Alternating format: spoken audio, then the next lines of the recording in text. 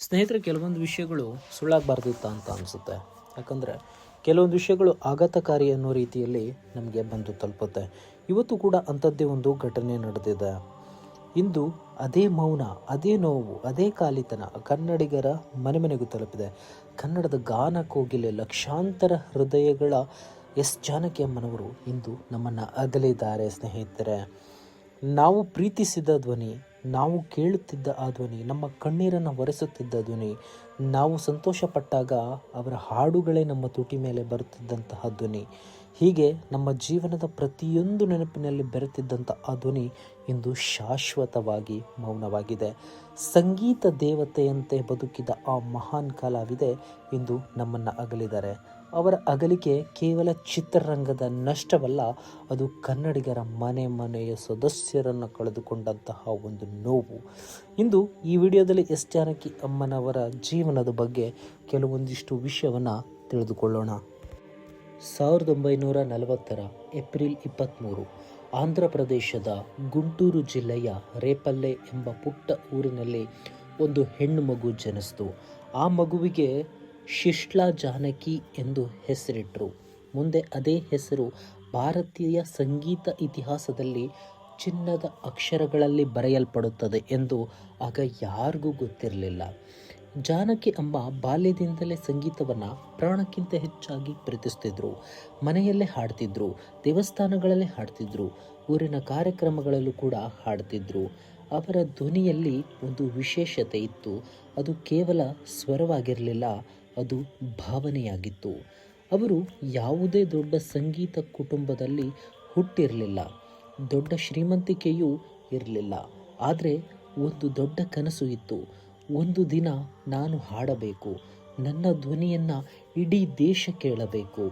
ಆ ಕನಸು ಸಾಕಾರಗೊಳಿಸೋದಕ್ಕೆ ಅವರು ಬಾಲ್ಯದಿಂದಲೇ ನಿರಂತರವಾಗಿ ಅಭ್ಯಾಸವನ್ನು ಮಾಡ್ತಾರೆ. ಅವರ ಕುಟುಂಬವು ಅವರ ಪ್ರತಿಭೆಯನ್ನು ಗುರುತಿಸಿ ಸಂಗೀತ ಕಲಿಯಲು ಪ್ರೋತ್ಸಾಹ ನೀಡ್ತಾರೆ. ಕಾಲ ಕಳೆದಂತೆ ಒಂದು ಅವಕಾಶಕ್ಕೆ ಅವರು ಚೆನ್ನೈ ಕಡೆ ಮುಖ ಮಾಡ್ತಾರೆ. ಆ ಸಮಯದಲ್ಲಿ ದಕ್ಷಿಣ ಭಾರತ ಚಿತ್ರರಂಗದ ಹೃದಯವೇ ಚೆನ್ನೈಯಾಗಿತ್ತು. ಅಲ್ಲಿಗೆ ಪ್ರತಿದಿನ ನೂರಾರು ಜನ ಕಲಾವಿದರು ಕನಸನ್ನು ಹೊತ್ತು ಬರ್ತಿದ್ರು. ಆದರೆ ಎಲ್ಲರಿಗೂ ಅವಕಾಶ ಸಿಗ್ತಿರಲಿಲ್ಲ. ಜಾನಕಿ ಅಮ್ಮನಿಗೂ ಆರಂಭದ ದಿನಗಳು ಸುಲಭವಾಗಿ ಏನೂ ಇರಲಿಲ್ಲ. ಸ್ಟುಡಿಯೋದಿಂದ ಸ್ಟುಡಿಯೋಗೆ ಅಲೆದಾಡಿದ್ದು ಕೂಡ ಇದೆ. ಸಂಗೀತ ನಿರ್ದೇಶಕರ ಮುಂದೆ ಹಾಡಿದ್ದು ಕೂಡ ಇದೆ. ಅನೇಕ ಬಾರಿ ಎಷ್ಟೋ ಸಮಯಗಳ ಕಾಲ ಕಾಯಬೇಕಾದಂಥ ಪರಿಸ್ಥಿತಿ ಕೂಡ ಅವರಿಗೆ ಬಂದಿತ್ತು. ಕೆಲವೊಮ್ಮೆ ನಿರಾಶೆ ಕೂಡ ಎದುರಾಯಿತು. ಆದರೂ ಅವರು ಒಂದು ಮಾತನ್ನು ಮಾತ್ರ ನಂಬಿದ್ರು, ಒಂದು ದಿನ ನನ್ನ ಧ್ವನಿಯೇ ನನ್ನ ಪರಿಚಯವಾಗುತ್ತೆ. ಅಂತಿಮವಾಗಿ ಅವರ ಜೀವನವನ್ನು ಬದಲಾಯಿಸಿದ ಅವಕಾಶ ಬಂತು. 1957 ಬಿಡುಗಡೆಯಾದ ತೆಲುಗು ಚಿತ್ರದ MLA ಸಿನಿಮಾದಲ್ಲಿ ಅವರಿಗೆ ಮೊದಲ ಹಿನ್ನೆಲೆ ಗಾಯಕಿಯಾಗಿ ಅವಕಾಶ ಸಿಗುತ್ತೆ.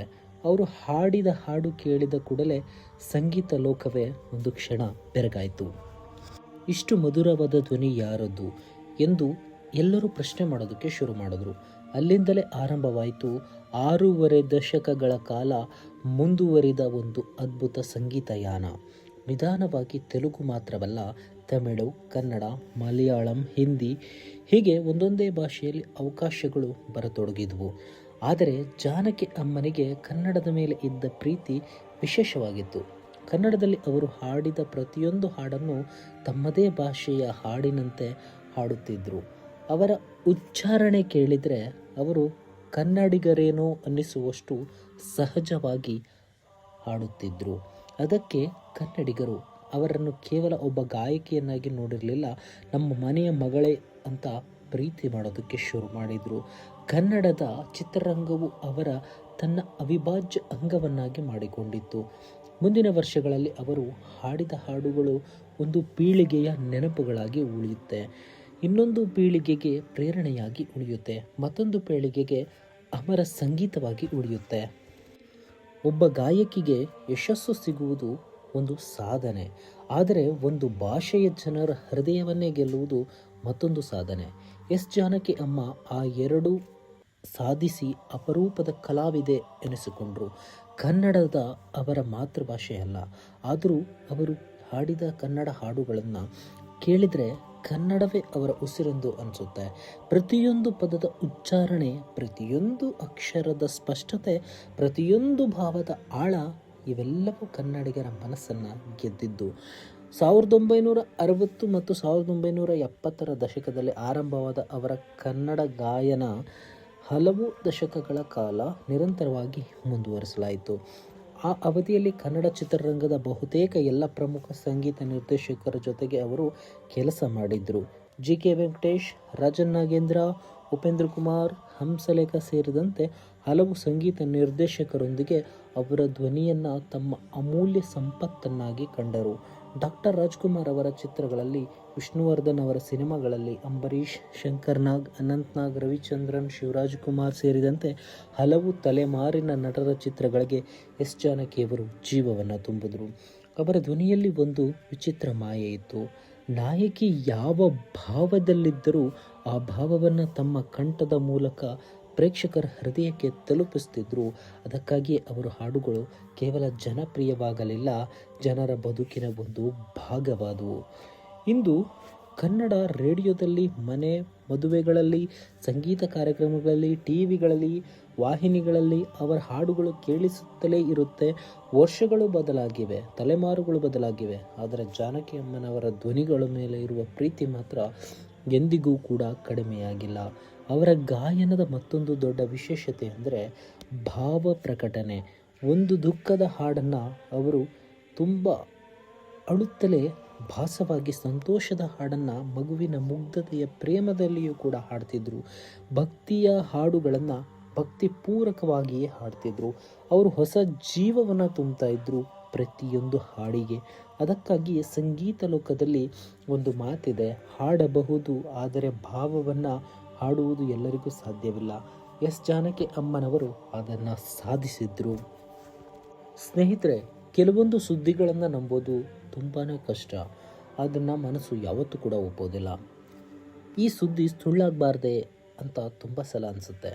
ಎಸ್ ಜಾನಕಿ ಅಮ್ಮ ಅವರ ಅಗಲಿಕೆ ಸುದ್ದಿ ಅಂಥದ್ದೇ ಒಂದು ಸುದ್ದಿ. ನಾವು ಬೆಳೆದಾಗ ಕೇಳಿದ ಧ್ವನಿ, ನಮ್ಮ ಅಪ್ಪ ಅಮ್ಮಂದಿರ ಕಾಲದಲ್ಲಿ ಕೇಳಿದ ಧ್ವನಿ, ನಮ್ಮ ಮಕ್ಕಳು ಕೇಳುತ್ತಿದ್ದ ಅದೇ ಧ್ವನಿ ಇಂದು ಹೊಸ ಹಾಡುಗಳು ಬರುವುದಿಲ್ಲ ಎಂಬ ಸತ್ಯವನ್ನು ಒಪ್ಪಿಕೊಳ್ಳುವುದು ತುಂಬ ಕಷ್ಟ. ಆದರೆ ಜೀವನದ ದೊಡ್ಡ ಸತ್ಯವೇನೆಂದರೆ ಇದೆ, ಹುಟ್ಟಿದ ಪ್ರತಿಯೊಬ್ಬರೂ ಒಂದು ದಿನ ಹೋಗಲೇಬೇಕು. ಆದರೆ ಎಲ್ಲರೂ ಕೂಡ ಇತಿಹಾಸವಾಗಿ ಉಳಿಯೋದಿಲ್ಲ. ಎಸ್ ಜಾನಕಿ ಅಮ್ಮ ಇತಿಹಾಸವಾಗಿ ಉಳಿಯುತ್ತಿದ್ದಾರೆ. ಒಮ್ಮೆ ಯೋಚನೆ ಮಾಡಿ ನೋಡಿ, ಸುಮಾರು 6 ದಶಕಗಳ ಕಾಲ ಒಂದೇ ಮಟ್ಟದ ಜನಪ್ರಿಯತೆಯನ್ನು ಉಳಿಸಿಕೊಂಡು ಇಷ್ಟು ದೊಡ್ಡ ಸಾಧನೆಯನ್ನು ಮಾಡಿದ್ದಾರೆ. ಸಂಗೀತ ನಿರ್ದೇಶಕರು ಬದಲಾದರೂ, ಎಷ್ಟೇ ನಟರು ಬದಲಾದರೂ, ಎಷ್ಟೇ ತಲೆಮಾರುಗಳು ಬದಲಾದರೂ, ಆದರೆ ಜಾನಕಿ ಅಮ್ಮ ಅವರ ಮೇಲೆ ಜನರಿಗಿರುವ ಪ್ರೀತಿ ಮಾತ್ರ ಎಂದಿಗೂ ಕಡಿಮೆಯಾಗಿಲ್ಲ. ಅವರು ಯಾವತ್ತೂ ಕೂಡ ವಿವಾದಗಳ ಮೂಲಕ ಸುದ್ದಿಯಾಗಿರಲಿಲ್ಲ. ತಮ್ಮ ಹಾಡುಗಳ ಮೂಲಕವೇ ಜನರ ಮನಸ್ಸನ್ನು ಗೆದ್ದಿದ್ರು. ಬಹುಶಃ ಅದಕ್ಕಾಗಿಯೇ ಇಂದು ಅವರ ಬಗ್ಗೆ ಮಾತನಾಡುವ ಪ್ರತಿಯೊಬ್ಬರ ಕಣ್ಣಲ್ಲೂ ಕೂಡ ಒಂದು ಹನಿ ನೀರು ಬಂದೇ ಬರುತ್ತೆ. ಪ್ರತಿಯೊಂದು ನೆನಪಿನಲ್ಲೂ ಕೃತಜ್ಞತೆ ಇದೆ. ಒಬ್ಬ ಕಲಾವಿದನ ನಿಜವಾದ ಸಂಪತ್ತು ಹಣವಲ್ಲ, ಪ್ರಶಸ್ತಿ ಕೂಡ ಅಲ್ಲ, ಜನರ ಹೃದಯದಲ್ಲಿರುವ ಸ್ಥಾನ. ಆ ಸ್ಥಾನವನ್ನು ಎಸ್ ಜಾನಕಿ ಅಮ್ಮ ಎಂದೆಂದಿಗೂ ಗಳಿಸಿದ್ದಾರೆ. ಇಂದು ನಾವು ಅವರಿಗಾಗಿ ಕಣ್ಣೀರು ಹಾಕ್ತಿದ್ದೇವೆ, ಆದರೆ ಅವರು ನಮಗಾಗಿ ಕೊಟ್ಟಿರುವುದು ಕಣ್ಣೀರಲ್ಲ, ಸಾವಿರಾರು ಸುಂದರ ನೆನಪುಗಳು. ನಿಮ್ಮ ಮನೆಯಲ್ಲಿ ಇಂದು ಅವರ ಒಂದು ಹಾಡನ್ನು ಕೇಳಿ ನಿಮ್ಮ ಮಕ್ಕಳಿಗೆ ಅವರ ಬಗ್ಗೆ, ಮುಂದಿನ ತಲೆಮಾರಿಗೆ ಈ ಧ್ವನಿ ಎಷ್ಟು ಅಮೂಲ್ಯವಾದದ್ದು ಎಂದು ತಿಳಿಸಿ.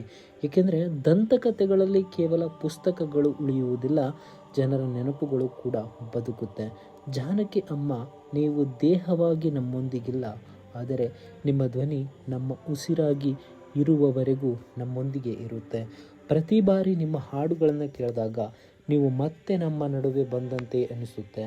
ನಿಮ್ಮಂತಹ ಕಲಾವಿದರು ಮತ್ತೆ ಹುಟ್ಟುವುದಿಲ್ಲ. ಭಾವಪೂರ್ಣ ನಮನಗಳು ಎಸ್ ಜಾನಕಿ ಅಮ್ಮ.